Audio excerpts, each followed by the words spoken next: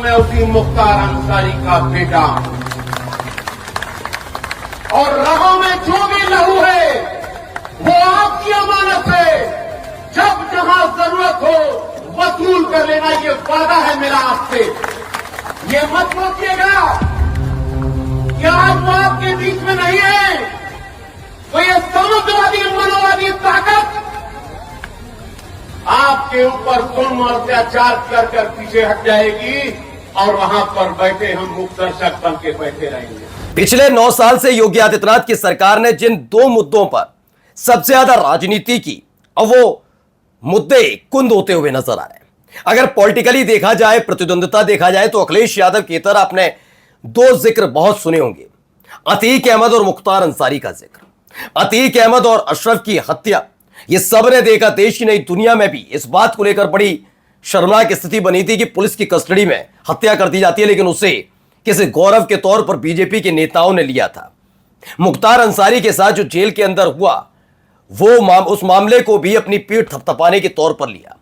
लेकिन आज आपको यह दिखाना इसलिए ज्यादा जरूरी हो जाता है क्योंकि 10 साल बाद अब हालात ये बदले हैं कि पूछा जाने लगा कि भाई इतना बताओ कि मुख्तार और अतीक का तो तुम्हें सब याद है, लेकिन जो तुम्हारे सजातिये हैं, जिनके नाम के आगे और पीछे बाहुबली माफिया लिखा होता है, उनके सामने क्या हो जाता है पुलिस को। आज मैं बात इसलिए कर रहा हूं क्योंकि जो अगली पीढ़ी है अतीक अहमद की, उनकी तस्वीर अभी देखी थी। सबसे छोटे भाई अमान अहमद के एक्सीडेंट के बाद जब भाई मिले थे, गले मिले थे, तो सबसे बड़े भाई ने जिस तरह से इशारा किया था, वो बता दिया था कि जो एक पूरी व्यवस्था तैयार की गई थी या फिर जिस तरह से अतीक अहमद के साथ हुआ, उसे लेकर भी लोग किस तरीके से अतीक के लड़कों के साथ खड़े, बट बेटों के साथ खड़े। वो बड़ी बेचैनी करने वाली बात होती है किसी भी सरकार के लिए कि 10 साल में ये समझा नहीं पाए उन लोगों को।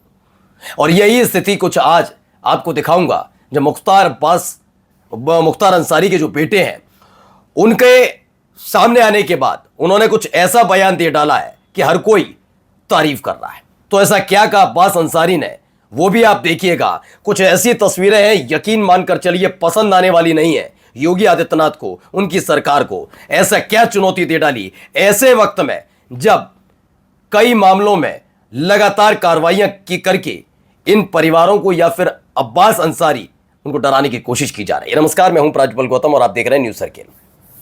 देखिए, मैं आपको क्लियर कट बात बताऊं, हो सकता है कि आप मेरी बात से सहमत हो या ना हो, इसे आप किसी भी स्थिति में लेकर चलें, लेकिन एक चीज है कि मुख्तार अंसारी यूं या अतीक अहमद या अशरफ, यह बात हकीकत है कि कोई भी जब बाहुबली बनता है, कुछ होता है तो एक पक्ष को अच्छा लगता है, दूसरे को बुरा। कई बीजेपी समर्थित भी ऐसे हैं जिन्हें बाहुबली माफिया कहा जाता है, जो एक पक्ष को शायद अच्छा लगे, जैसे बीजेपी को अच्छे लगे लेकिन दूसरों को बुरे। यह होता है ना, तो इसमें आपने अपने हिसाब से तय कर लिया क्योंकि आपकी सत्ता को चुनौती मिल रही थी।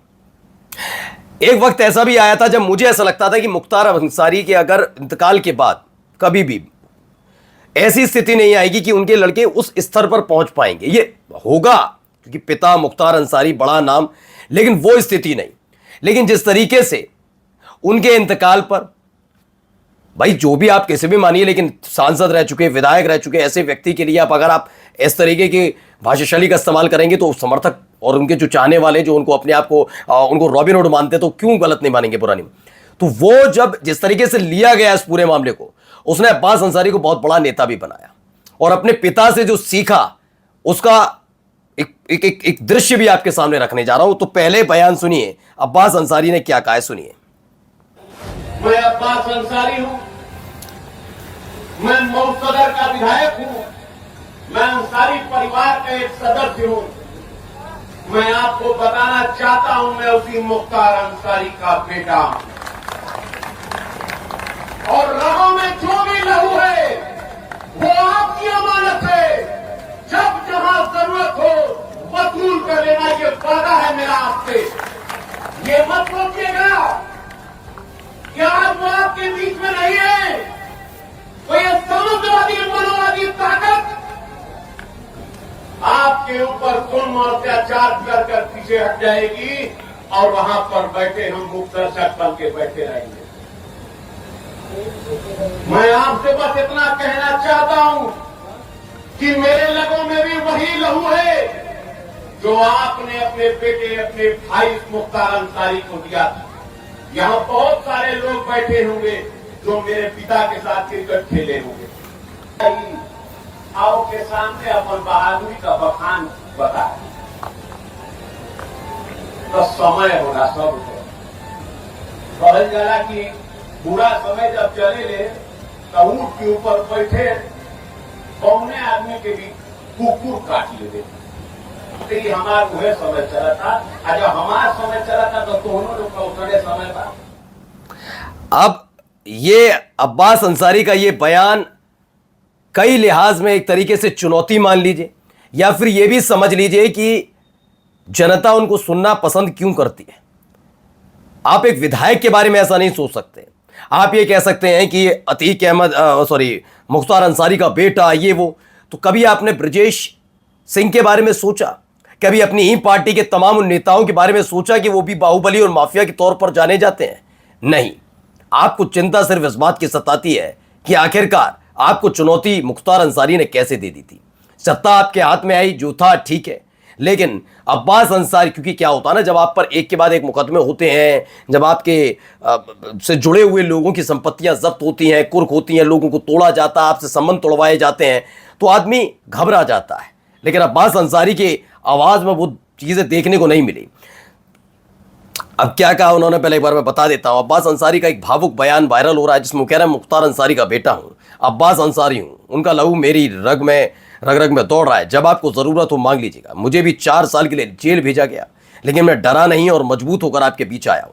लोगों को ये नहीं सोचना चाहिए कि आज मेरे पिता हमारे बीच नहीं है, इसलिए कोई ताकत जुल्म करके निकल जाएगी। मेरे पिता को जानने वाले लोग आज भी मौजूद हैं।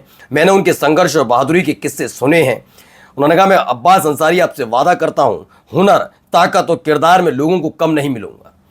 कलेजे में वही ताकत है, जहां भी आपको जरूरत पड़ेगी अपने खून की आखिरी बूंद तक आपके मान सम्मान की रक्षा करूंगा। यह तय करता है कि आप किस परिवार से आते हैं। यह तय करता है क्योंकि आपने मुख्तार अंसारी को एक तरफा तो देखा कि उनका ये वाला रंग, क्या आपने एक जनप्रतिनिधि के तौर पर कभी जानने की कोशिश की? कभी मुख्तार अंसारी के परिवार के बारे में जानने की कोशिश की?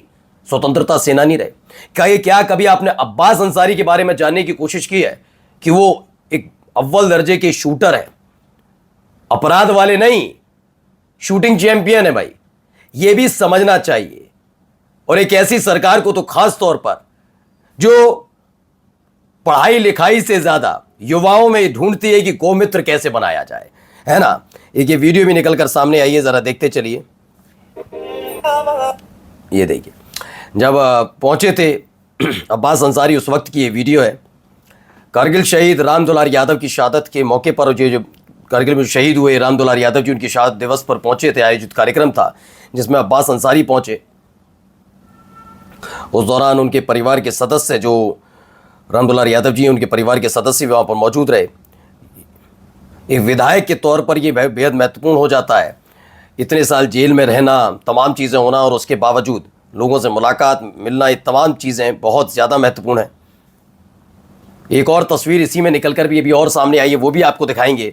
शायद ये तस्वीर आज आंखों में चुभेगी ज़रूर, क्योंकि अब्बास अंसारी हों, मुख्तार अंसारी हों, इनके परिवार को लगातार ये घोषित किया गया है कि समाज के लिए कितने घातक है। लेकिन जिस जगह ये गए हैं, जिस परिवार के पास गए, के कार्यक्रम में गए, उनके राम दुलार यादव जी कारगिल शहीद, एक तरफ देखिए शहीदों पर वोट मांगने वाले हैं और दूसरी तरफ ऐसे लोग भी हैं। एक ये भी तस्वीर निकलकर सामने आई है। ये तो ये गगन यादव हैं और दूसरे अब्बास अंसारी, दोनों बैठकर बात कर रहे हैं।